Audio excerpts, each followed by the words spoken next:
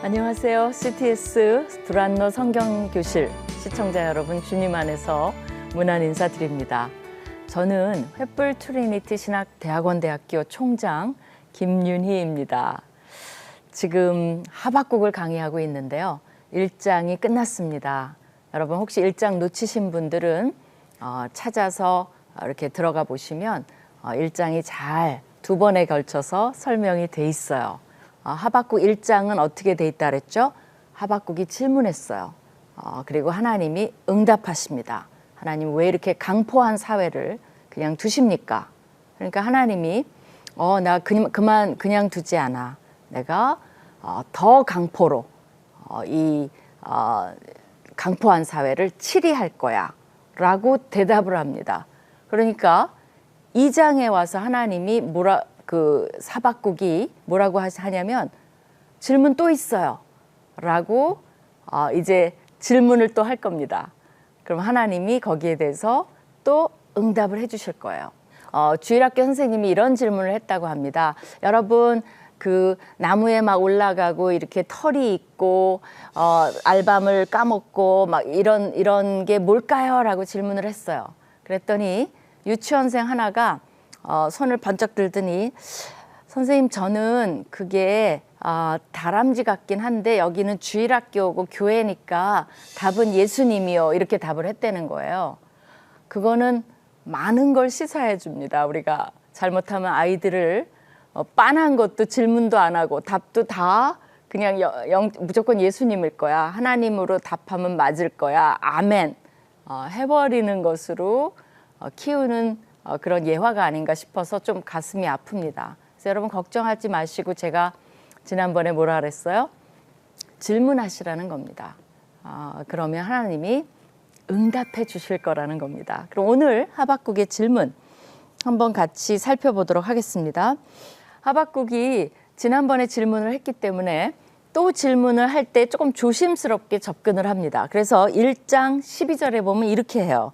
선지자가 이르되 여호와 나의 하나님 나의 거룩한 이시여 주께서는 만세 전부터 계시지 아니하시나이까 라고 하면서 약간의 교수님 존경하는 교수님 늘 대답을 정확하게 하시는 교수님 막 이런 식으로 잔뜩 띄워놓고 질문을 하는 것처럼 여호와에 대해서 6가지로 얘기를 합니다. 여호와 나의 하나님 그건 뭐예요? 저 믿어요. 하나님 믿습니다. 그렇게 얘기하는 거죠. 나의 거룩한 이시여 그건 뭐예요? 하나님은 악을 행하실 수 없습니다. 저 그거 압니다. 그거 의심해서 질문하는 거 아니거든요. 이렇게 물는 것과 같아요. 주께서는 만세 전부터 계시지 아니하십니까? 우리가 사망에 이르지 아니하리이다. 하나님이 우리를 지키시기 때문에 아무 때나 우리를 사망에 이르게 하지 않는 거 알고 있습니다. 그러면서 여호와여 주께서 심판하기 위하여 그들을 두셨나이다. 반석이시여 주께서 경계하기 위하여 그들을 두셨나이다. 하나님이 무엇을 하시든지 하나님은 거룩한 심판을 하실 거고 또 반석이신 하나님, 우리가 늘 든든히 설 수 있는 하나님이시지만 또 경계하기 위해서 훈육하기 위해서 이런 일을 하신다는 거 알고 있습니다. 그래도 질문 있거든요 라고 이제 시작하는 것과 마찬가지예요. 1장 13절을 보시겠습니다. 주께서는 눈이 정결하심으로 악을 참아 보지 못하시며 패역을 참아 보지 못하시거늘 이제 시작을 해요. 질문을. 그러니까 하나님 다시 한번 또 얘기하는 거예요. 눈이 정결하신 분이고 악을 참아 보지 못하시는 분이시고 또 패역을 참아 보지 못하시는 분이라는 거는 제가 확실히 압니다. 근데 어찌하여 거짓된 자들을 방관하시며 악인이 자기보다 의로운 사람을 삼키는데도 잠잠하시나이까? 그건 뭐냐면 아니 이쪽이 악한 건 알겠는데 그래도 이쪽 악한 것보다는 이쪽이 더 나은데 이 악한 사람이 이 의로운 자들을 삼키는 거를 어떻게 그렇게 하실 수 있습니까? 라고 묻는 거예요. 14절에 보시면 주께서 어찌하여 사람을 바다의 고기 같게 하시며 다스리는 자 없는 벌레 같게 하시나이까? 라고 질문을 해요. 왜 이 질문이 나왔냐면 지난번 질문에 대한 답이 우리 사회가 악하니까 하나님 어떻게 해보세요 라고 하니까 내가 어마어마하게 악한 자들을 들어서 이거를 치겠다라고 하니까 이제 하박국은 뭐라고 얘기하냐면 어떻게 그거는 또 아니지 않겠습니까? 어떻게 사람을 바다에 고기같이 이렇게 놔두시고 또 아무 그 다스리는 자 없는 벌레같이 놔둬서 마구, 그러니까 벌레나 고기들 마구 잡잖아요. 벌레도 마구 때려잡잖아요. 어떻게 사람을 그렇게 하실 수 있겠습니까? 라고 조심스럽게 하박국이 질문을 하는 겁니다. 왜냐하면 하나님 답이 이해가 안 가요. 굉장히 뭔가 거룩한 일을 하실 줄 알았더니 악한 도구로 바벨론을 쓰시겠다는 거예요. 여러분이 하나님의 도구가 된다는 것을 너무 기뻐하지 마세요. 때로는 악한 도구도 도구가 됩니다. 그러니까 내가 지금 악한 도구로 쓰이는 건지 의로운 도구로 쓰이는 건지를 보셔야지 난 하나님의 도구가 됐다고 다 기뻐할 건 아니라는 게 뭐냐면 바벨론도 하나님의 도구가 될 수 있기 때문에 그렇습니다. 그러면서 이제 더 본격적으로 질문으로 들어가는 거죠. 그 15절 뭐라 그랬냐면요. 1장 15절입니다. 그가 낚시로 모두 낚으며 그물로 잡으며 투망으로 모으고 그리고는 기뻐하고 즐거워하여. 이제 하나님이 허락하시니까 어때요? 막 고기를 막 잡는 거예요. 투망으로 모으고 낚싯대로 잡고 낚시 잡아본 분들은 뭐 그게 막 상상이 가시죠. 사실 신나죠. 그러니까 그들도 어때요? 너무 기뻐하는 거예요. 야, 어장이 풍부하다. 근데 그들은 또 어떻게 하냐면 그물에 제사하며 투망 앞에서 분향하오니 이는 그것을 힘입어 소득이 풍부하고 먹을 것이 풍성하게 됨이니이다. 이게 무슨 말이에요? 이들이 투망으로 그물로 막 고기를 잡다 보니 뭘 생각한 거예요? 투망과 그물이 고기를 잡게 해줬다고 믿고 놀라운 게 뭐예요? 그물과 투망에 제사해요. 그물과 투망을 섬겨요. 놀랍죠? 근데 그렇게 한다는 거예요. 그들 앞에서 분향하고 막 그러면서 그것을 힘입어서 자기 소득이 풍부해졌다라고 믿는 자들이라는 거예요. 그가 그물을 떨고는 17절입니다. 그물을 떨고는 계속하여 여러 나라를 무자비하게 멸망시키는 것이 옳으니까 라고 대답을 하는 거예요. 이제는 하박국도 바벨론이라는 나라를 본격적으로 받아들이는 겁니다. 그들이 그렇게 마구잡이로 잡고 그들을 보면 유다보다는 훨씬 나쁜 민족인데 그래도 유다는 혼합 종교라서 우상도 믿지만 또 하나님도 믿는데 이들은 아예 뭐 대놓고 그물에게 분향하고 그 다음에 뭐 계속 여기저기 다니면서 어장마다 다니면서 다 고기를 긁어 모으는 그런 사람들을 여러 나라를 무자비하게 멸망시키는 그런 것들이 옳은 행위입니까? 바벨론이 그렇게 해도 됩니까? 라고 질문을 하는 겁니다. 하박국이 이거는 아니지 않습니까? 왜 더 악한 자들을 사용하려고 하십니까? 라고 이제 질문을 딱 했어요.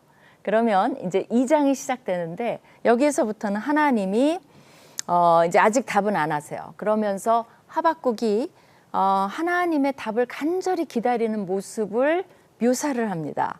그래서 하박국 2장 1절을 한번 보시겠어요? 뭐라고 하냐면 내 파수하는 곳에 서며 성루에 서리라. 이건 뭐냐면 비유예요. 파수꾼이 성루에서 적이 오는지를 살피는 장면이에요. 이걸 보고 어떤 사람이 하박국이 파수꾼인가? 그건 아니에요. 비유를 하는 거예요. 적이 오는지를 간절히 이렇게 보는 것처럼 내가 내 파수하는 곳에 서며 성루에 서면서 응답을 기다리겠다는 거예요. 그러면서 그가 내게 무엇이라 말씀하실는지 기다리고 바라보며 나의 질문에 대해서 어떻게 대답하실런지 보리라 하였더니 파수꾼은 열심히 적이 오는지 뚫어지라 보는 것처럼 하박국도 하나님의 응답을 열심히 기다리겠다는 표현을 합니다. 간절하다는 거죠. 2절에 보면 2장 2절입니다. 여호와께서 내게 대답하여 이르시되, 드디어 이제 하나님이 기다리는 하박국에 대답을 하세요. 너는 이 묵시를 기록하여 판에 명백히 새기되 달려가면서도 읽을 수 있게 하라. 이건 뭐예요? 여러분, 달려가면서 막 읽으려면 글씨가 뚜렷해야 되죠. 명확해야 되지. 대강 흐리게 쓰면 안 보여 이렇게 될 거 아니에요? 그러니까 하나님이 그만큼 뚜렷하게 기록을 하라는 거예요. 달려가면서도 읽을 수 있도록 하라, 이렇게 명령을 하십니다. 그리고 이 묵시는, 하나님이 주시는 이 말씀은 정한 때가 있나니 그 종말이 속히 이르겠고, 요건 2장 3절입니다. 정한 때가 있나니 그 종말이 속히 이르겠고 결코 거짓되지 아니하리라. 비록 더딜지라도 기다리라. 지체되지 않고 반드시 응하리라. 이게 무슨 말이냐면요, 두 가지예요. 반드시 응하고 정한 때가 되면 너가 뭐라 그러지 않아도 응하리라, 이거예요. 하나님의 때에 응하고, 근데 반드시 응하겠다는 겁니다. 지금 우리 삶을 살면서 하나님과의 갈등이 뭡니까? 많은 경우에 우리는 우리 때에 하나님이 응답하시기를 원해요. 요때, 내가 원할 때 요것을 딱 해주시기를 원해요. 근데 정말 중요한 건 뭐냐면 하나님의 때를 기다리는 모습을 여기서 가르쳐줘요. 하나님은 응답하실 거예요. 근데 하나님의 때에 하실 거고 하나님의 방법으로 하실 거예요. 그걸 기다려야 돼. 왜 그래요? 그게 최선이에요. 그렇지 않으면 내가 내 주장을 하다가 최선이 아니거나 망칠 수가 있다는 겁니다. 그래서 우리는 기다려야 돼요. 하나님의 방법과 때를. 또 2장 3절을 보십시오. 2장 4절입니다. 보라, 그의 마음은 교만하며 그 속에서 정직하지 못하나 의인은 그의 믿음으로 말미암아 살리라 라고 이야기를 하십니다. 그러니까 하나님의 때가 있는데, 비록 그럼 유대인들이 어떻게 해야 돼? 유다인들이 정직하지 못하고 그런 면이 있을지라도 교만하고, 그렇지만 이 하나님의 때를 기다리면서 사는 믿는 자의 자세를 가르쳐줘요. 이게 그 유명한 게 의인은 믿음으로 산을 살리라 라는 거예요. 이게 어디 나옵니까? 맞습니다. 로마서에 나와요. 여러분이 신약이 원조인 줄 알았죠? 아니에요. 구약이 원조예요. 하박국 2장 4절이 어떻게 보면 하박국 전체에서 가장 핵심적인 거예요. 어떤 일이 일어나도 나에게 내 삶이 내가 이해가 안 갈지라도, 왜 하나님이 응답하시는지 모를지라도 하나님이 우리에게 요구하시는 건 뭐냐면 의인은 무조건 믿음으로 산다는 거예요. 이 구절이 신약에 3번이나 응용이 됩니다. 여러분이 가장 잘 아는 부분이 로마서죠. 로마서는 복음이 유대인에게나 이방인에게나 누구에게나 다 주어졌는데, 그러니까 유대인이라고 무조건 구원받는 게 아니에요. 뭐라 그랬냐면 오직 의인은 믿음으로 살리라 라고 한 게 로마서예요. 이걸 보고 마틴 루터는 뭐라 그랬습니까? 여기에서 나는 거듭나는 것을 느꼈고 열린 문으로 낙원에 들어가는 느낌이었다라고 그 로마서를 접한 충격을 이야기하고 있습니다. 마틴 루터가 변화된 구절이 바로 의인은 믿음으로 산다는 거예요. 또 신약에 어디에 응용이 됐을까요? 맞습니다. 히브리서에 응용이 됐어요. 히브리서는 핍박이 되게 심했어요. 예수 그리스도의 재림이 속히 이루어지지 않아서 당황하고 있었어요. 너무 힘드니까 주님 빨리 오셔서 우리를 좀 구원해 주세요 라는 외침이 있었어요. 여러분이 내일 사형을 당하는 감옥에 있는 간수라고 합시다. 그러면 억울하게 이제 그 믿는 자로 감옥에 있어요. 내일 사형을 당해요. 그럼 오늘 밤 기도가 뭐예요? 주님 속히 오시옵소서. 근데 오늘 밤 오시옵소서, 이런 게 되겠죠. 히브리서에서 교인들은 너무 힘들었어요. 그래서 거기서 준 위로의 말씀이 뭐냐면 나의 의인은 핍박을 받아도 믿음으로 살아라 라는 것이 히브리서의 응답입니다. 그 다음에 또 한 군데가 나옵니다. 어딜까요? 여러분이 아시나 한번 맞춰보세요. 맞습니다. 갈라디아서예요. 갈라디아서에서는 율법이냐 행함이냐 거기에 싸움이 있었어요. 율법을 행함으로 의롭게 되지 못하고, 그럼 율법으로 의롭게 된다라고 막 유대인들은 주장을 해요. 율법이나 행위가 아니라 뭐라는 거예요? 답이. 의인은 믿음으로 의롭게 된다는 거예요. 의인은 믿음으로 살아야 된다는 거예요. 이 하박국의 유명한 구절이 신약에 3번이나 이렇게 다양하게 쓰였습니다. 그럼 하박국에서는 뭐예요? 하나님이 어떻게 하든 너희들의 자세는, 너희들이 설사 바벨론으로 끌려가더라도 너희들이 할 거는 지금 뭐냐면 믿어, 신뢰해. 하나님을 믿음으로 우리가 살아야 된다는 것을 가르쳐주고 있습니다. 너무 멋지죠? 하나님이 그런 답을 주셨어요. 그러면서 하나님이 더 놀라운 답을 주십니다. 왜 나를 믿어야 되냐면, 좋아, 강포 니네가 한데 내가 더 강포로 너희를 심판했어. 그렇지만 그러면 이 더 강포한 자들을 내가 하나님인데 가만히 둘까? 아니야. 이 더 강포를 더 강포로 심판할 거야. 그렇기 때문에 너희가 나를 믿고 의인이 믿음으로 살면 언젠가는 이 강포한 자들도 자기 때에, 하나님의 정하신 때에 심판을 할 거란다 라고 하박국에게 말씀하고 계세요. 그러면서 하나님이 이제 교만한 자들을 다루시는 모습이 나옵니다. 이거를 조롱의 시라고 얘기해요. 그들이 어떤 남한테 한 것을, 하나님은 눈에는 눈, 이에는 이, 이건 하나님의 법칙이에요. 그들이 남한테 한 거, 악하게 한 거, 그런 거 다 갚으시겠다는 겁니다. 그렇기 때문에 교만한 자들을 다루시는 그 조롱의 시가 나옵니다. 그래서 이제 그거를 한번 살펴보시겠어요? 2장 5절을 보시겠습니다. 그는 술을 즐기며, 그 악한 자들이죠, 바벨론. 그들은 술을 즐기며, 왜 즐겨요? 그냥 술만 마신다는 얘기가 아니야. 자축하는 거예요. 자기네가 얼마나 위대한가.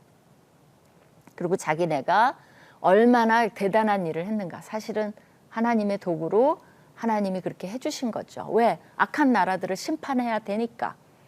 그래서 사용하신 건데 그걸 알지 못하고 자축하면서 그들은 술을 즐기며 거짓되고 교만하여 가만히 있지 아니하고. 교만하다는 것은 이 풍선이 부풀렸다가 터지기 직전이라는 말이에요. 그래서 이렇게 뭔가 건드리면 막판에 팍 터지는 것처럼. 그러니까 교만한데 자기네가 터질 걸 모르는 거예요. 잔뜩 부풀었어요. 그러면서 가만히 있지 않아요. 스월처럼 자기의 욕심을 넓히며, 또 그는 사망 같아서 족한 줄을 모르고 자기에게로 여러 나라를 모으며 여러 백성을 모으나니. 이게 뭐냐면 악한 사람들도요, 가만히 있지 않습니다. 그들도 어마어마하게 부지런히 살아요. 뭘 하기 위해서? 악함을 넓히기 위해서, 자기의 세력을 확장하기 위해서, 더 많은 부를 모으고 더 많은 어떤 과실을 위해서 악한 사람들도요, 어떻게 보면 선한 사람들보다도 더 열정적으로 산다는 거예요. 이 바벨론 사람들도 가만히 있지 않고, 스월이라는 것은 죽은 사람이 내려가는 거거든요. 죽음같이, 죽음처럼 막 그런 그 어두운 세력으로 자기의 욕심을 넓히며, 그는 사망 같아서, 죽음 같아서 족한 줄을 모르고 자기에게로 여러 나라를 모으고 여러 백성들을 모은다는 거예요. 그 욕심이 한두 끝도 없는 백성이 바벨론 백성이라는 걸 하나님이 알고 계세요. 그들을 이제 치는데 그들이 이제 유다까지도 쳐온다는 거죠. 그래서 이런 자들을 향한 조롱의 시에서는 뭐를 말하냐면 5번의 화 있을진저를 말합니다. 그러면서 5가지 종류의 악한 자들을 하나님이 심판하시겠다고 말씀을 하세요. 그래서 이제 첫 번째 화 있을진저의 대상은 노력하는 자들을 향해서. 그래서 2장 6절을 한번 6절에서 8절까지 제가 읽어볼게요. 6절, 그 무리가 다 속담으로 그를 평론하며 조롱하는 시로 그를 풍자하지 않겠느냐. 그들이 악하니까 사람들이 그들이 이제 악함대 한계가 있는 거죠. 그러니까 남들이 결국은 그들을 조롱하는 때가 올 거라는 거예요. 조롱하지 않겠고 풍자하지 않겠느냐. 곧 이르기를 화 있을진저 자기 소유 아닌 것을 모으는 자여 언제까지 이르겠느냐. 이 소유를 모으고 늘리는데도 한계가 있다는 걸 모르느냐. 언제까지 그렇게 하겠느냐. 볼모 잡은 것으로 무겁게 짐진 자여. 자기네들이 포로를 다 잡아왔잖아요. 오히려 그것이 자기네 짐이 된다는 거예요. 7절에 보시면 너를 억누를 자들이 갑자기 일어나지 않겠느냐. 너를 괴롭힐 자들이 깨어나지 않겠느냐. 내가 그들에게 노략을 당하지 않겠느냐. 네가 노략을 남들을 했는데 너도 노략을 당할 거야. 그리고 너를 억누를 자들이 언젠간 나타날 거야. 그리고 너를 괴롭힐 자들이 나타날 거야. 라는 조롱의 시를 이야기를 합니다. 8절에 보면 네가 여러 나라를 노략하였으므로 그 모든 민족의 남은 자가 너를 노략하리니. 노략했으니까 노략을 당하리니. 이게 하나님의 법칙이에요. 이에는 이, 눈에는 눈. 그죠? 이는 네가 사람의 피를 흘렸으며 또 땅과 성읍과 그 안의 모든 주민에게 강포를 행하였음이니라. 여러분이 이 주제 단어를 보시나요? 1장에도 강포, 더 강포.